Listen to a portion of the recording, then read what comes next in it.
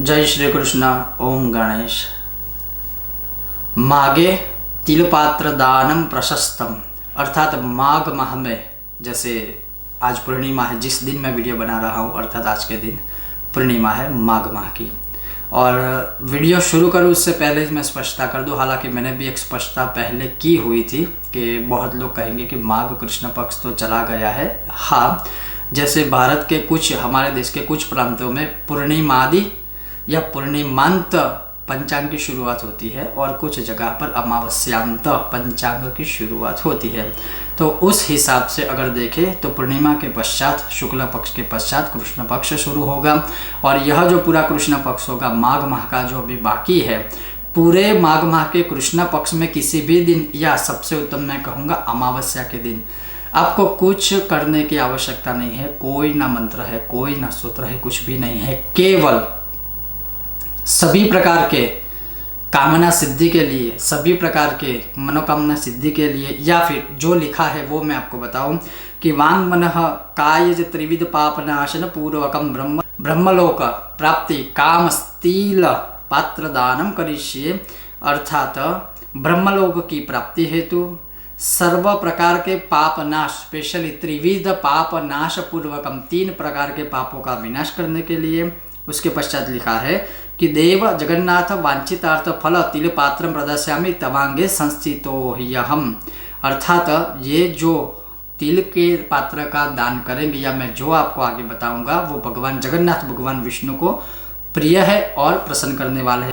और आगे उसमें लिखा है कि तिलाः पुण्यः पवित्राश्च सर्व पाप हराः स्मृतः शुक्लाश्चैव तथा कृष्ण विष्णु गात्र समुद्भवः यानि कानि च पापानि ब्रह्महत्या समानि च तिलपात्र प्रदानेन तानि नश्यन्तु मे सदा इदम तिलपात्रम।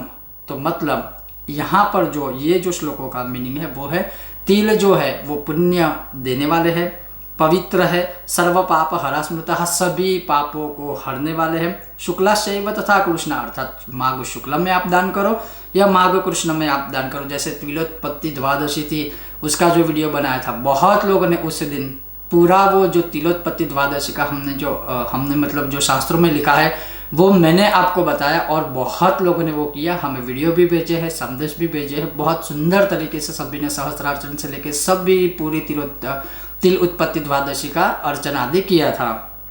तो यहाँ पर यह भी है कि उस दिन अगर आप कुछ नहीं कर पाए तो पूरा अभी माघ महीना है, उसमें किसी भी दिन आप तिल से भरा हुआ पात्र दान कर सकते हैं, जिसकी विधि मैं आगे आपको बताऊंगा। तो लिखा है कि अगर आप ऐसा करते हैं तो यानी कानि च पापानि ब्रह्म हत्या समानि च, ब्रह्म हत्या जैसे, या ब्राह्मणों को या साधु संतों को अगर आपने कुछ अपशब्द बोले हैं, कुछ निंदा आदि की है, या ना करने लायक जो चीज़ है वो अगर आप उनके लिए किए हैं, तो ब्रह्म हत्या समानी च, वो भी ब्रह्म हत्या के समान जितना ही पाप है, तो उसमें से मुक्ति मिलती है। तिलपात्र प्रदानेन तानि नश्यन्तु मे सर्वा, ये सभी चीज़ों का, सभी पापों का नष्ट विनष्ट नाश विनाश हो जाता है। अब यहाँ पर कुछ जो लिखा है, हालांकि ये सिर्फ आपके ज्ञान के लिए मैं आपको बता रहा हूँ। सुवर्ण तुलसी दान ब्राह्मण कार्य संभवात् पापम प्रशम आयातु सर्वे संतु मनोरथाः शालग्राम शिला पुण्या भुक्ति मुक्ति प्रदायिनी शालग्राम प्रदान मम संतु मनोरथाः चक्रम कित समायुक्त शालग्राम शिला शुभा दाने नैव भवेत् तस्य उभयोर्वांछितम फलम।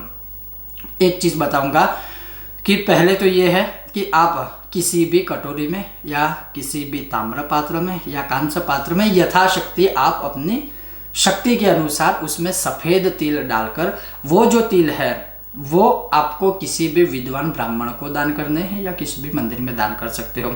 और जब आप दान करते हो, आपने दान तो कर दिए, दान दिए, किसी को दिया, किसी ने लिया, लेकिन उस समय आपको दान करते समय आपको सिर्फ यह एक लाइन बोलनी है कि वांग मनः कायज त्रिविध पाप नाश पूर्वकम ब्रह्मलोक प्राप्ति काम स्तील पात्र दानम अहम करिष्ये।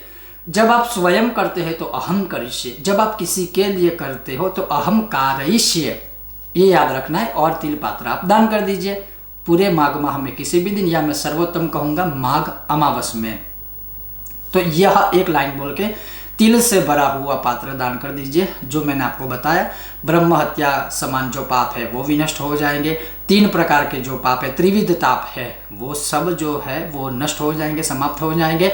जाने अनजाने में किसी की निंदा की है, स्पेशली ब्राह्मण या साधु संत आदि की, तो उससे जुड़े जो भी पाप है वो नष्ट हो जाएंगे।